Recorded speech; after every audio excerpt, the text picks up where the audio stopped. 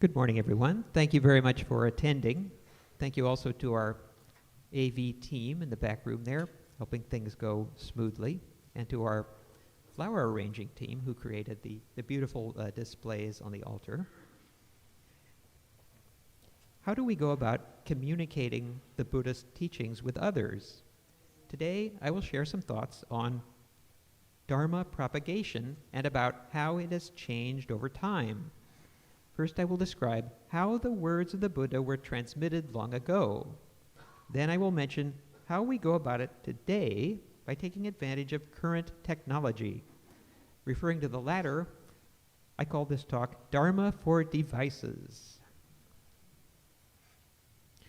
The historical Buddha, Gautama, discovered a path to liberation, and he is said to have shared it with others for 45 years.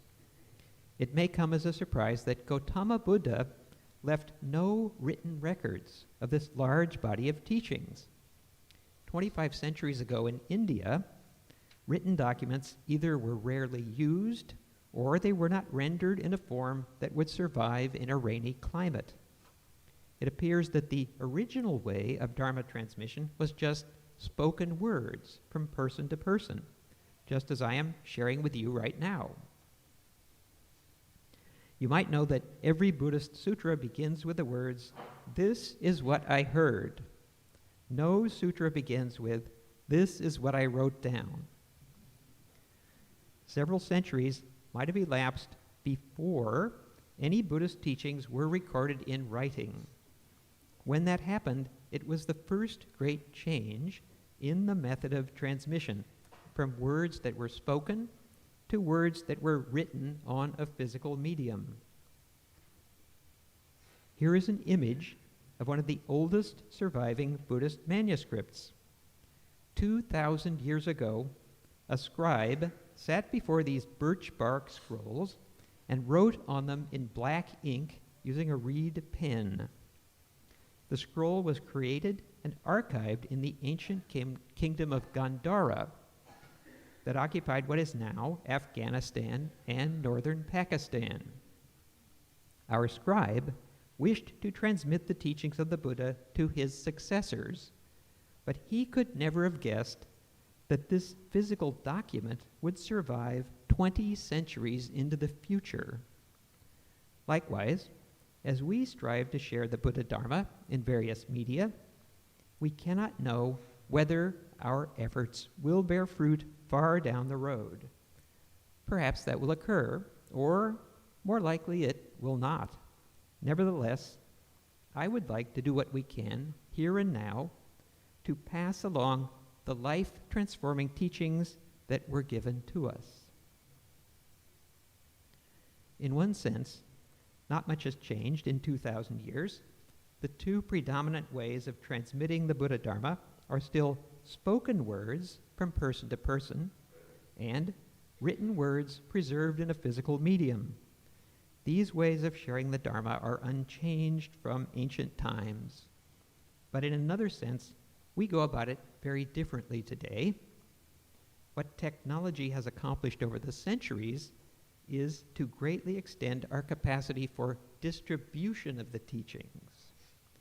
A great transformation occurred when manuscripts, laboriously written by hand, were replaced by mechanically printed pages, bound together in scrolls or books.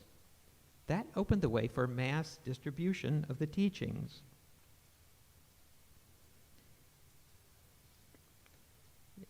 The technology of woodblock printing on paper was invented 1,500 years ago in China. It allowed text and images to be stored and then reproduced quickly. The growth of this technology is closely connected with Mahayana Buddhism. Here is an image of a Mahayana scripture called the Diamond Sutra, with the first few lines of text on the left, and on the right, a printed image of the Buddha delivering the teaching. These are the initial sheets of a scroll that is 14 feet long. This scroll from 9th century China is the earliest printed book of any kind for which a precise date of manufacture can be given, namely 868 in the Common Era. within the next 2 centuries, the entirety of the Buddhist scriptures became available in printed form in China and independently in Korea.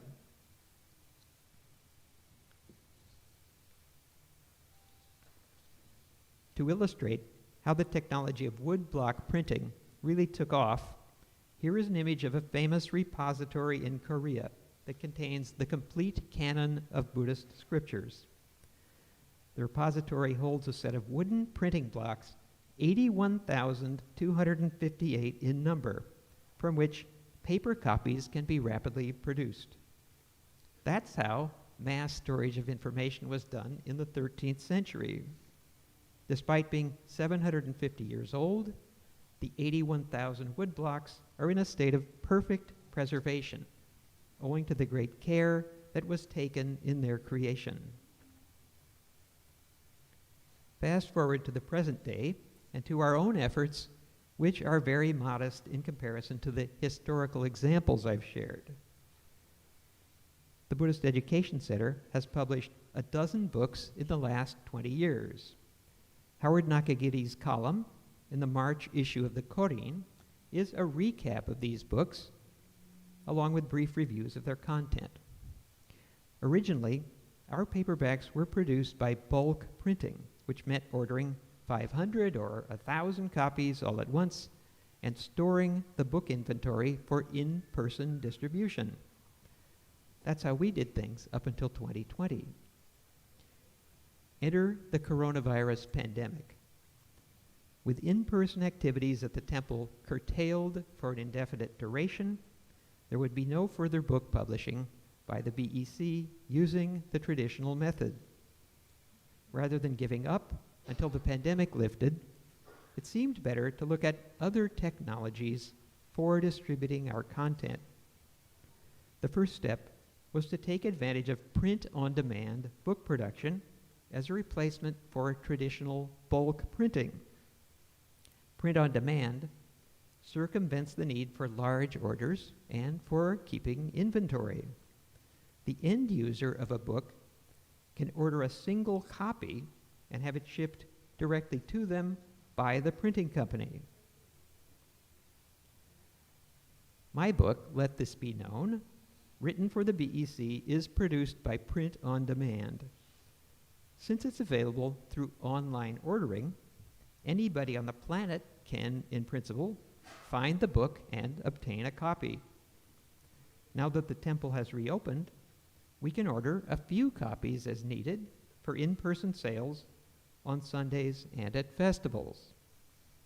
This illustrates how technology has extended our capacity for distribution of the Buddhist teachings in printed form. Let me shift gears and talk now about media that are newer than paperback books, that is, media for electronic devices. Always, I am a late adopter of technological innovations, but eventually I may be persuaded to try them. I was initially skeptical of e-books, that is, books that are displayed on device screens rather than on sheets of paper. However, during the pandemic, it seemed that e-books could be another way of extending the BEC's capabilities, because the end user of an e-book can access it from anywhere in the world by direct transmission to their device. Any of you keep books on your nightstand?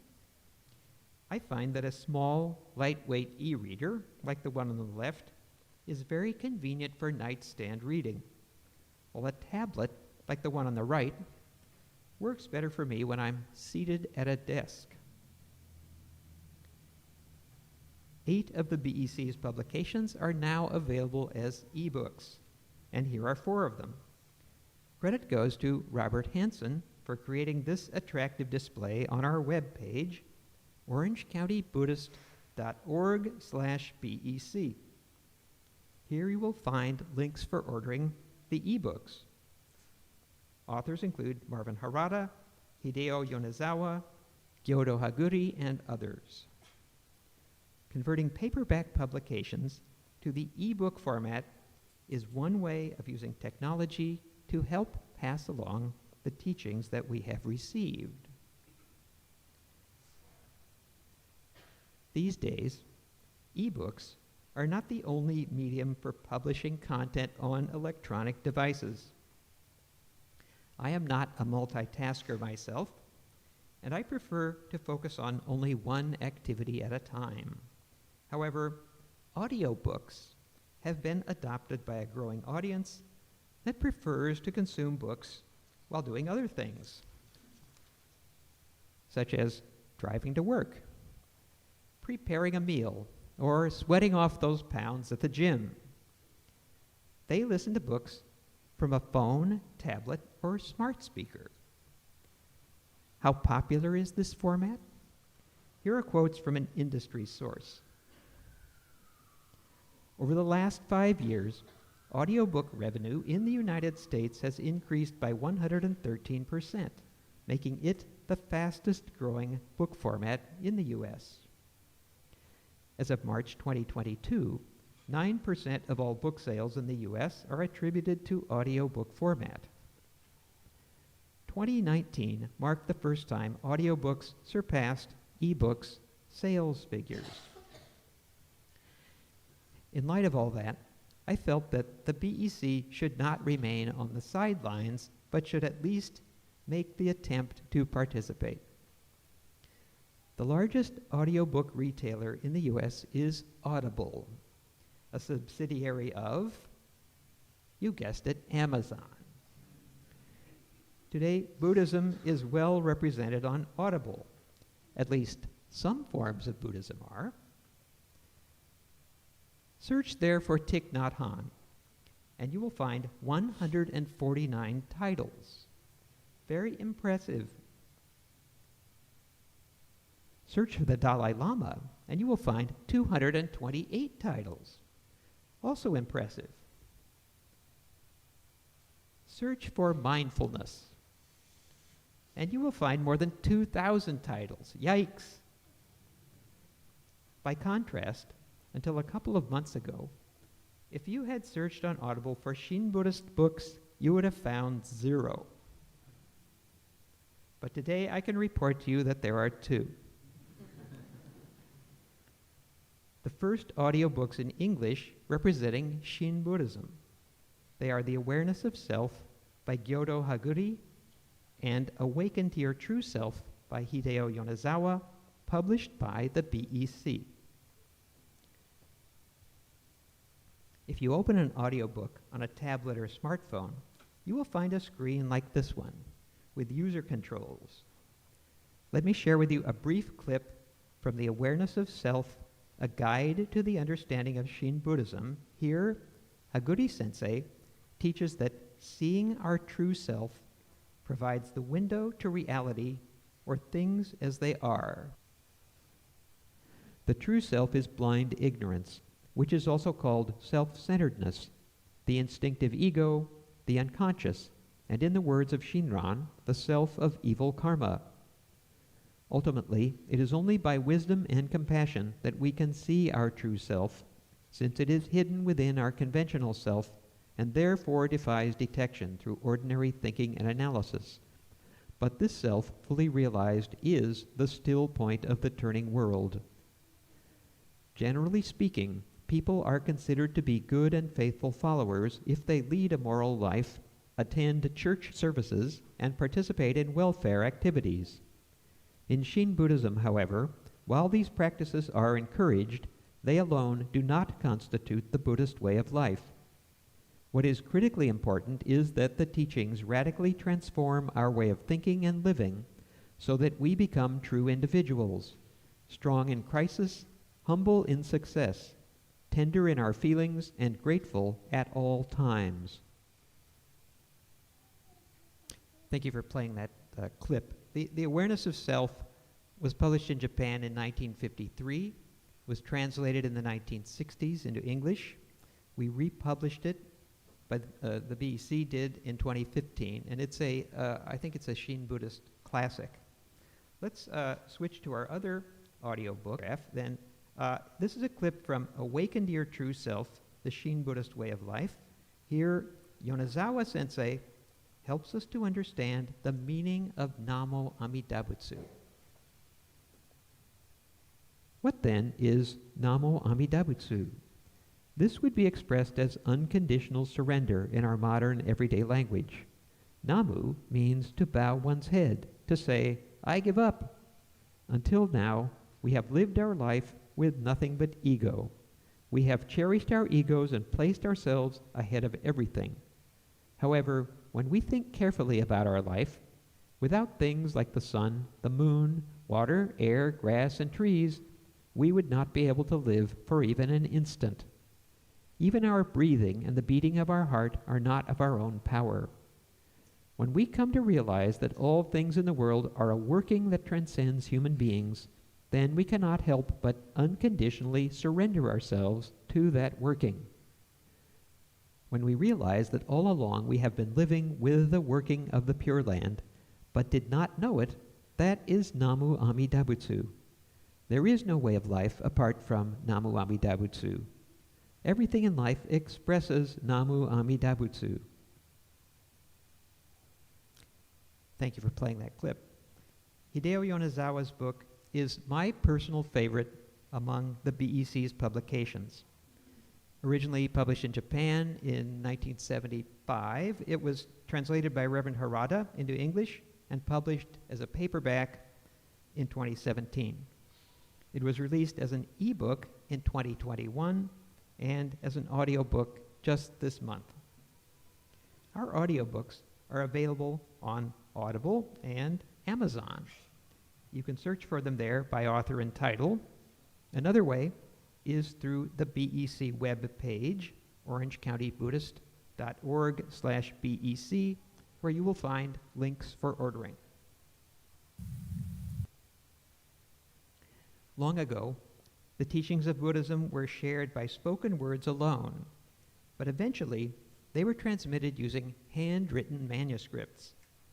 Mass distribution was enabled by the development of woodblock printing 1,500 years ago. Now we are in the era of Dharma for devices, utilizing e-readers, earbuds, and smart speakers. We cannot know whether our efforts will bear fruit, but let's do what we can to pass along the life-transforming teachings that were given to us. Thank you very much for listening. Namanda Butsu. Namanda.